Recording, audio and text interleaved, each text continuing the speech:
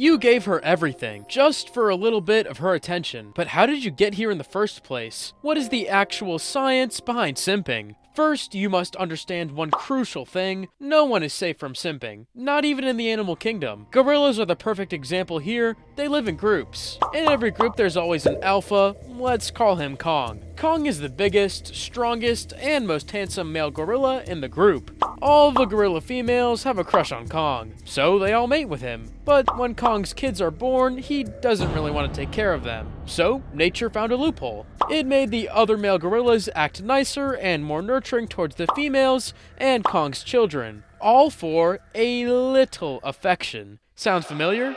Well, that scenario applies to humans too, more or less. It's called the dual mating strategy. This hypothesis explains something crucial about us humans and our dating life. Women are more attracted to masculine and dominant men in their fertile period of the month, but they tend to be attracted to more nurturing men when the fertile period is over. Why is this happening? Evolutionarily speaking, it's more advantageous to find a partner with strong genes for reproduction and another one with nurturing traits to help you raise the children. But here's the problem. As a species, we have more emotions involved in the process, so we tend to choose only one partner for the whole process. What does that mean? It means that for the majority of the month, a simp sounds like a better option for a partner. I mean, he's caring, nurturing, and all of that, and yet no one chooses him. Why is that happening? Because when you enter a simping state, you trigger a chain of destructive effects over yourself. You first activate something called rejection loop conditioning. Basically, simping can affect some neuron pathways that make you feel unworthy of love. The more you simp, the more these pathways are upgraded with something called myelin,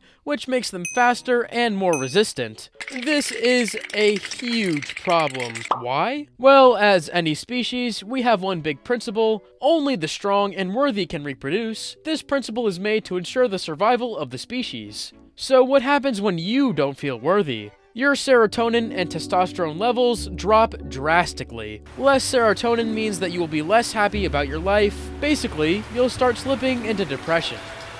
But what's the deal with testosterone? Well, since your brain feels like you are unworthy of reproduction, it will lower your testosterone in order to reduce your fertility and your desire for sex. This actually happened to me back in the day. When I was kind of a simp in my relationship, I didn't even want to have sex with her. I just wanted to make her feel loved. And by this decrease in testosterone, your brain does one more thing to really make sure you don't get any baddies. It makes you produce less pheromones. And if you didn't know, pheromones are very important when it comes to attraction, building trust, and emotional connections. But let's say that your testosterone levels are off the charts. Will you still have this problem, or will you be the most attractive simp she ever met? Well, you will still probably trigger something called reward burnout. Do you know how everyone says that social media destroys your dopamine receptors? Well, as a simp, you're doing the same thing with her dopamine receptors. Let me explain. You probably know that dopamine is associated with things that make us happy, like eating, receiving gifts, or having sex. But that's only half of the story. You see, dopamine's most important role is actually to link an action to a reward. If she gets a haircut and you say that her hair looks stunning, everything is normal. But if she shows up with messy hair and you still tell her that her hair looks stunning, she gets that dopamine hit without putting in any effort. So her dopamine receptors will be like, "Why are we still here? Just to suffer?"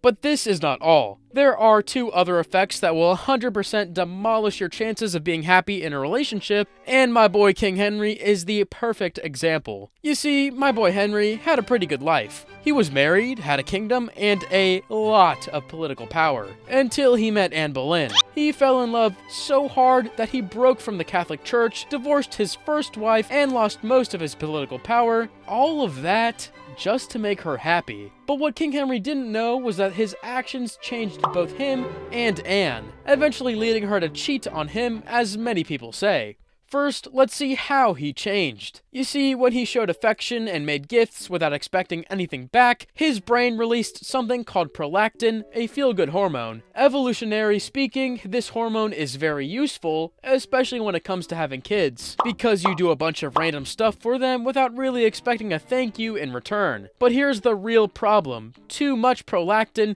can lead to something called a dampened reward response. The brain starts to focus too much on helping others, making you feel like you have to keep on giving without getting anything in return. Now, this doesn't fully explain why Anne cheated on him, but the overeager paradox does. Studies suggest that someone who tries too hard to please others immediately after meeting them can trigger something called avoidance response. This happens because in nature, these kinds of people are seen as less emotionally stable and are more prone to waste their family's resources. In other words, if you act like King Henry, you will never receive her love because she thinks that you'll waste it, like you wasted yours. But here's the good part. You can escape all of this by just reducing the unconditional attention you give at the beginning of the interaction. And if you keep this process balanced, it can actually really help you in future relationships. Since it's an evolutionary process that helps your relationship in the long term, it's actually attractive and you can benefit from it. But even if you keep it under control, there is another aspect that will make you ruin things, and it's called projection. Let me ask you something. What's a quality that you're looking for in a girlfriend? For example, I would like her to be loving. That's what I'm looking for.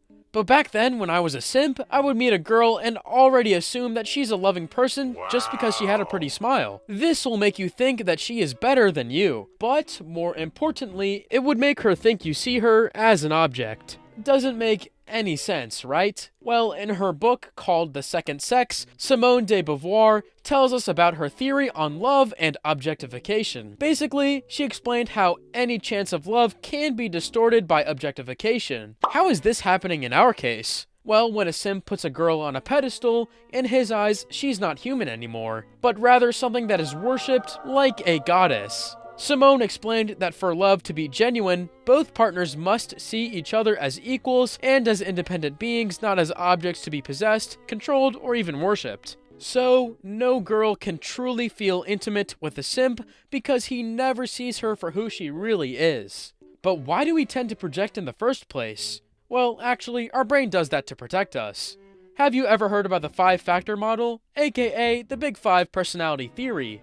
You see, this model suggests that the 5 broad traits can describe basically human personality. But here's the interesting part. When you look at people who tend to be simps, you will find out that most of them are high in openness of experience. Basically, they are open-minded and really value the people around them because they accept them for who they are. Low in consciousness. They are impulsive, disorganized, and not really thinking about the repercussions for their current actions. High in agreeableness. They don't tend to pull up fights or to complain about how others treat them. High in neuroticism. They are very emotionally reactive, anxious, and worry a lot about losing the people they care about. And finally, low in extroversion. Basically, most of the simps out there are introverts. Those traits together make simps suffer from something called heartstrings anxiety. When a girl enters their life, they are impressed by her immediately. They jump into saying and doing what they feel and don't complain when they are ignored. But more importantly, they are scared to lose her. And their introverted side amplifies that, because when you are an introvert, it's pretty rare for new people to enter your life. Trust me,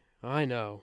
But here's the good news. If you have all those traits, you are not cursed, you are actually blessed. These traits are neither good nor bad, they just reflect your personality traits. But the way you use them really reflects who you are. Take this. For every 10 weird simp introverts out there, there's at least one really cool introvert that everybody out there would love to be with. If you want to be one of them, I know just the video.